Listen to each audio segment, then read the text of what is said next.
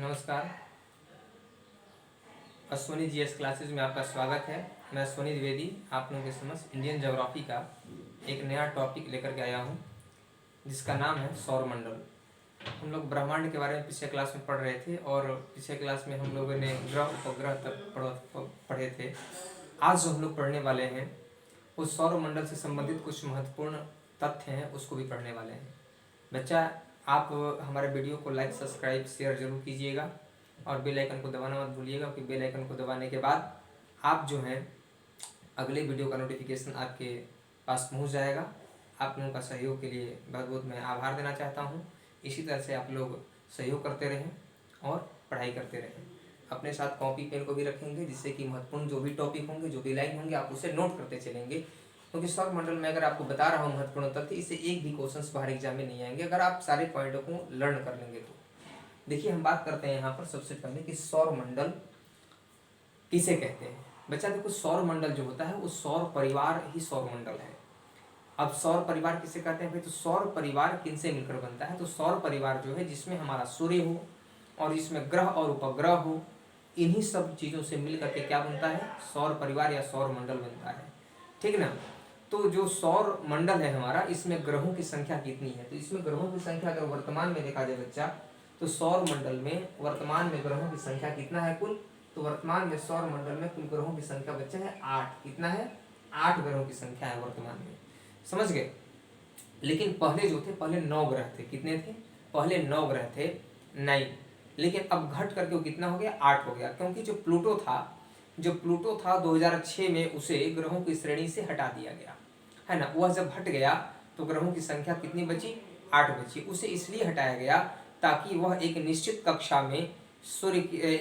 कक्षा में अपने अक्ष पर वह परिक्रमा नहीं कर रहा था, है ना, या सूर्य की परिक्रमा अपने एक निश्चित कक्षा में वह नहीं कर रहा था, इसलिए उसे अपने ग्रह की श्रेणी से हटा दिया गया।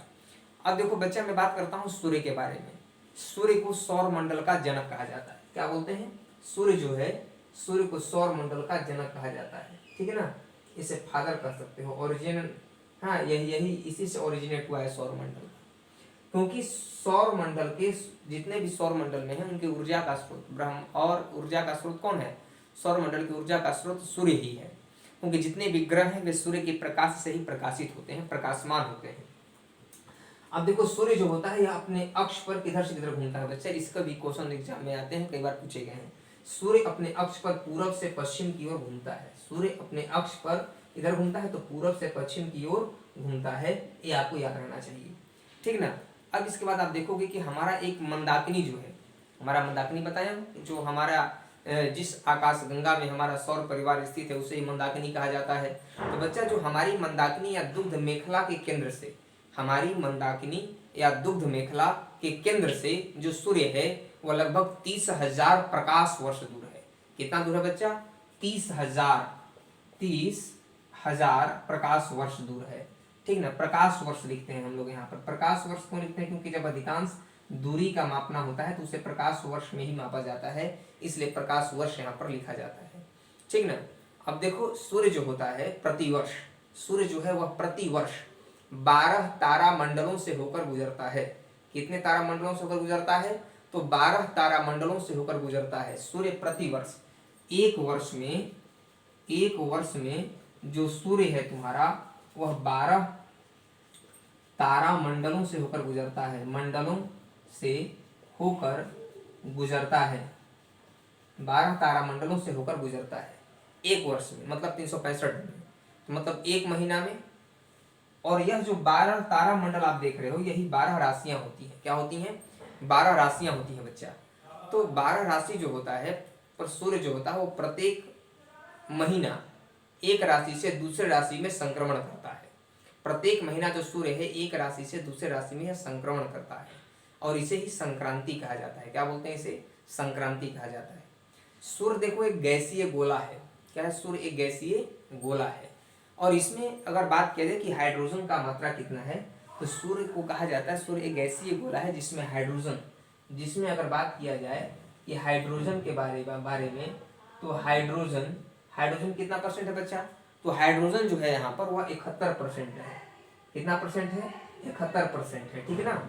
और अगर हीलियम की बात करोगे तो हीलियम कितना है, तो हीलियम जो अगर देखोगे, हीलियम को याद रखना क्योंकि दोनों कभी कभी एग्जाम में पूछे जाते हैं कि हीलियम कितना है।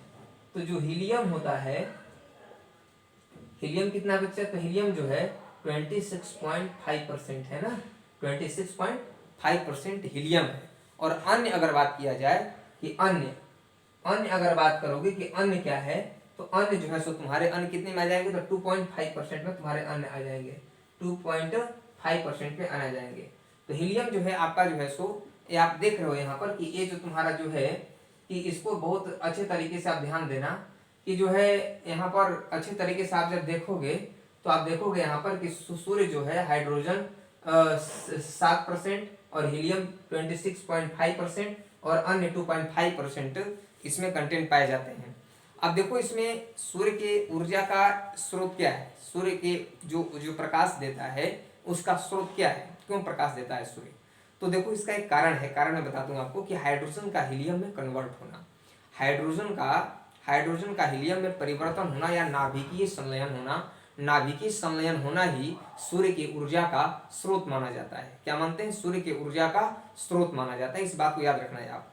अब देखो ये कहा जाता है जो है सो कि पार्थिव ग्रह, ये तो आप समझ लिए यहाँ तक। अब देखो अब अगला टॉपिक स्टार्ट कर रहा हूँ, इसी में बहुत ही महत्वपूर्ण पॉइंट बताने जा रहा हूँ उसको भी मैं कि अब वो क्या होता है, ठीक है ना। तो इस बात को जब आप याद रखोगे तो वो भी महत्वपूर्ण चीजें हैं, ठीक है ना। जब वो महत्वपूर्ण चीजें जो आप जब याद कर लोगे तो कभी आप भूलोगे नहीं, ठीक है ना। ये देखो यहाँ पर जो हीलियम है, हीलियम गलत लिखा गया है, ठीक ना, हीलियम को सही करना, हीलियम, ये देखो तुम्हारा जो है सो यह हीलियम है। हीलियम कितना परसेंट है बच्चा, तो हीलियम जो 26.5% है, ये आप देख लिए। तो अब यहाँ पर देखना है कि ये तो आप सूर्य के बारे में कुछ सामान्य जानकारियों को देखिए आप, ठीक ना। अब मैं बात करने वाला हूँ इसी क्रम में कुछ आगे, इसे कहते हैं पार्थिव ग्रह या आंतरिक ग्रह। क्या कहते हैं बच्चा, पार्थिव ग्रह या आंतरिक ग्रह। तो जानते हो कभी आपने सुना है कि पार्थिव ग्रह और आंतरिक ग्रह किसे कहते हैं, आंतरिक ग्रह को कहते हैं इंटीरियर प्लेनेट। क्या बोलते हैं बच्चा, इंटीरियर प्लेनेट, पार्थिव ग्रह। तो पार्थिव ग्रह जो होते हैं जो पृथ्वी के सदृश हैं, जो किसके सदृश हैं, जो पृथ्वी के सदृश हैं, उन्हें पार्थिव ग्रह कहा जाता है, ठीक है। जो पृथ्वी की तरह दिखाई पड़ते हैं उन्हें पार्थिव ग्रह कहा जाता है। देखो बहुत ही महत्वपूर्ण है यह भी, पार्थिव ग्रह या आंतरिक ग्रह, पार्थिव ग्रह या आंतरिक ग्रह, इसे देखना है हम लोगों को। तो जो पृथ्वी के सदृश हैं उन्हें पार्थिव ग्रह कहा जाता है, सिंपल सी बात है। जो पृथ्वी की तरह दिखाई पड़ते हैं, है ना, जो व्यू होते हैं उसे हम, जो अर्थ की तरह व्यू होंगे उसे हम बोलेंगे, वैसे प्लेनेट को क्या बोलेंगे, तो इंटीरियर प्लेनेट बोलेंगे, पार्थिव ग्रह करेंगे। इसमें कौन कौन से आते हैं, इसमें आते हैं तुम्हारे बुध, शुक्र, पृथ्वी, मंगल। कौन आते हैं, बुध, शुक्र, पृथ्वी, मंगल, ये 4 ग्रह आते हैं। बुध, शुक्र, पृथ्वी और मंगल, ये 4 ग्रह तुम्हारे आते हैं पार्थिव ग्रह में, इनकी गिनती होती है, ठीक है ना। इसके बाद आते हैं तुम्हारे जोबियन ग्रह या आउटर प्लेनेट। कौन आते हैं, जोबियन ग्रह और आउटर प्लेनेट,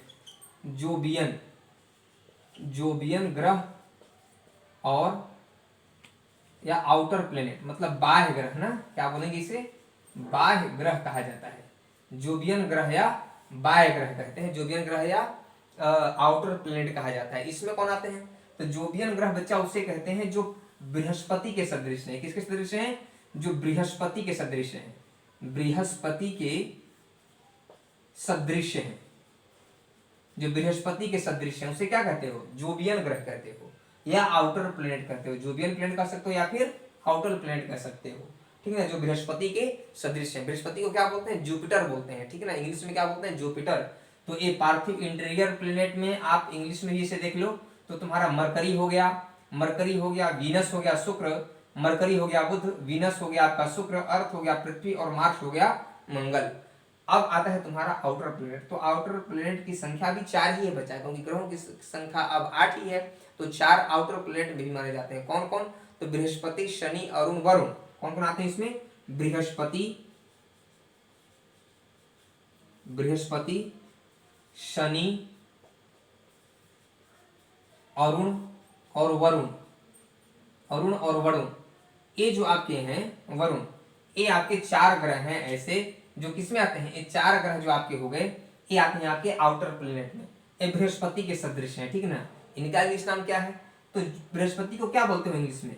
जुपिटर बोलते हो। शनि को क्या बोलते हो? सैटर्न बोलते हो। और अरुण को क्या बोलते हैं? यूरेनस बोलते हो। और वरुण को क्या बोलते हैं? नेपच्यून बोलते हो। क्या बोलते हो? नेपच्यून बोलते हो। याद रखना चाहिए, कभी कभी इंग्लिश नाम भी लिख करके दे देगा और पूछ दिया करेगा। ये बहुत महत्वपूर्ण पॉइंट है एग्जाम के पॉइंट ऑफ व्यू से, तो आप इसे जरूर लिख लेना कि इंटीरियर प्लेनेट और आउटर प्लेनेट के बारे में भी आपने समझ लिया। अब आइए, अब हम लोग बात करते हैं क्षुद्र ग्रह के बारे में। अगला जो टॉपिक है वह है क्षुद्र ग्रह, क्योंकि क्षुद्र ग्रह भी एग्जाम में पूछे जाते हैं कि क्षुद्र ग्रह क्या है।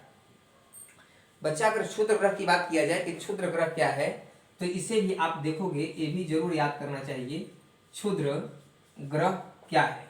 तो क्षुद्र ग्रह देखो, कहा जाता है बच्चा कि क्षुद्र ग्रह किसे कहते हैं, तो आप यहाँ पर देखोगे कि जो ऐसे ग्रह जो मंगल और बृहस्पति की कक्षाओं के मध्य में परिक्रमा करते हैं, जो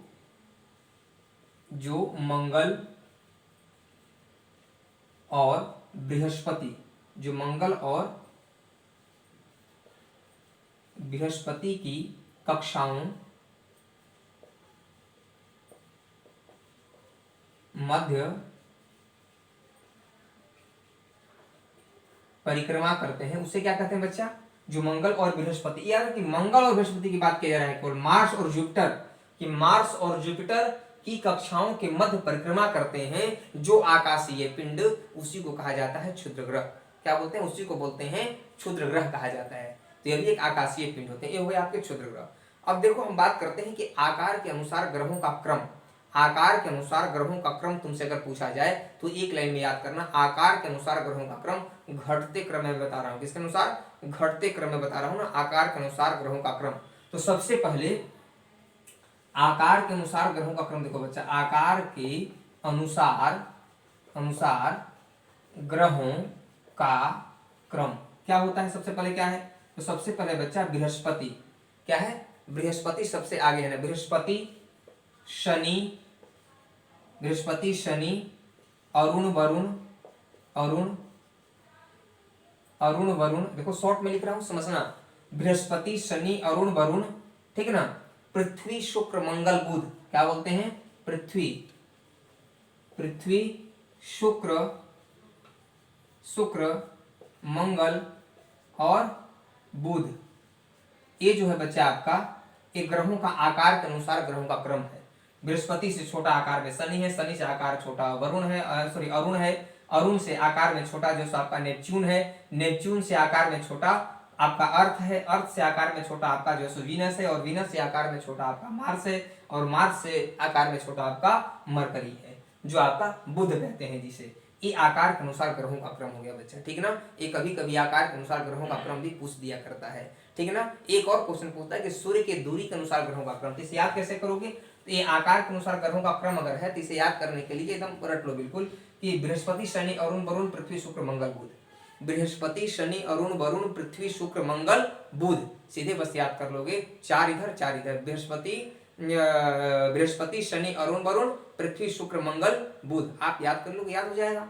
अब देखो बात करते हैं हम लोग, आकार के अनुसार हो गया ना। अब सूर्य के दूरी के अनुसार देखो, सूर्य के दूरी के अनुसार ग्रहों का क्रम क्या है, ठीक। तो सूर्य के दूरी के अनुसार ग्रहों का क्रम यदि हम देखेंगे बच्चा कि सूर्य के दूरी के अनुसार, तो सूर्य के दूरी के अनुसार ग्रहों का क्रम क्या होता है, इसे भी देख लो।